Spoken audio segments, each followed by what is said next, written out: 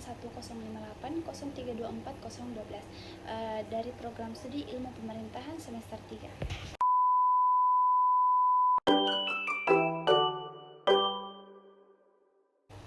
Nah, jadi institusi sosial itu gampangnya adalah aturan main permanen di masyarakat kita. Jadi bayangkan masyarakat kita seperti sebuah permainan besar. Institusi adalah paket lengkap dari semua kebiasaan, peran, dan aturan tertulis yang kita ikuti. Nah, tujuannya agar kebutuhan dasar kita seperti makan, menikah, atau belajar terpenuhi tanpa kacau. Jadi kekuatan mereka tuh hebat karena mereka bukan gedung melainkan cetak biru yang stabil, dan aturan ini dijaga ketat oleh sanksi sosial. Kita dapat hadiah atau pujian jika patuh, dan kita disalahkan jika melanggar.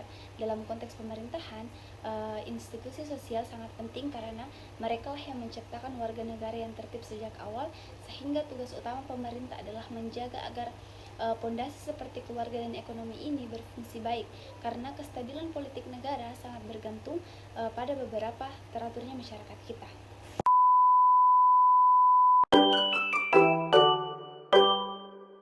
Nah, hubungan antar institusi sosial, keluarga, agama, dan pendidikan dalam pemerintah sangat erat.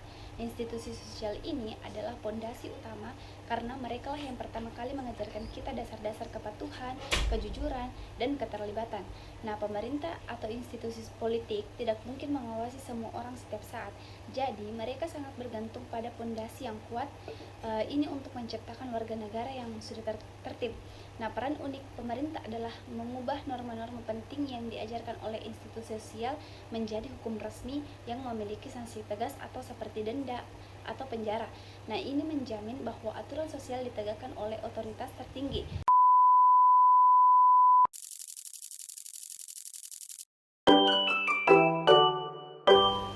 Nah, jadi keluarga adalah pondasi yang mengatur cara kita berpasangan. Jadi fungsi utamanya adalah sebagai sekolah pertama yang mengajarkan kita dasar-dasar moral dan perilaku. Nah, bagi pemerintah, keluarga yang baik itu kunci karena menghasilkan warga negara yang bertanggung jawab, sehingga mengurangi masalah sosial yang harus diurus oleh negara. Institusi pendidikan adalah aturan main untuk mengajar ilmu, keahlian, dan nilai-nilai kepada generasi berikutnya. Tugasnya ada dua. Yang pertama, meneruskan tugas keluarga dengan mengajarkan disiplin dan kerjasama, dan memberikan keahlian kerja agar individu bisa berkontribusi bagi ekonomi negara. Jadi bagi pemerintah ini, pendidikan itu kunci karena menciptakan sumber daya manusia yang pintar dan siap kerja, dan menanamkan cinta tanah air agar negara tetap bersatu dan stabil. Institusi ekonomi adalah aturan main untuk mengelola uang, barang, dan jasa atau sumber daya di masyarakat. Nah, tujuannya adalah memastikan kebutuhan dasar semua orang terpenuhi seperti makan dan punya rumah. Jadi institusi ini adalah pondasi penting bagi pemerintah, sebab ekonomi yang stabil akan membuat politik juga stabil. Jika harga melonjak atau inflasi atau banyak orang menganggur, nah kerusuhan sosial bisa terjadi, sehingga pemerintah wajib cepat turun tangan untuk menjaga ketertiban.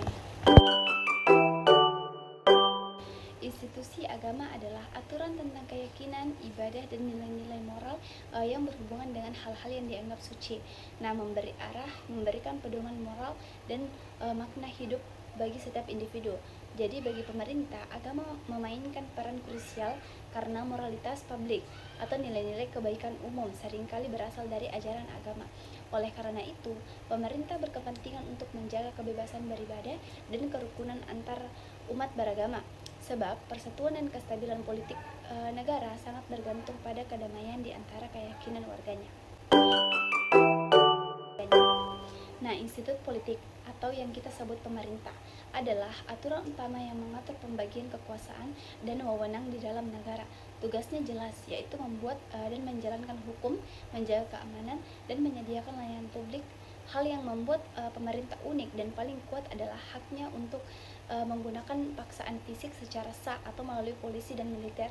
Ini artinya, ketika aturan dilanggar, institusi politik adalah otoritas tertinggi yang akan menghukum atau memaksa kepatuhan, sehingga tatanan sosial dan ketertiban negara selalu terjaga. Baik, adapun kesimpulannya yaitu kestabilan suatu negara atau politik mutlak bergantung pada seberapa baik institusi dasar sosial bekerja dalam membentuk karakter dan memenuhi kebutuhan warganya. Sekian penjelasan dari saya. Lebih dan kurangnya mohon dimaafkan. Wabillahi taufiq wal hidayah. Wassalamualaikum warahmatullahi wabarakatuh.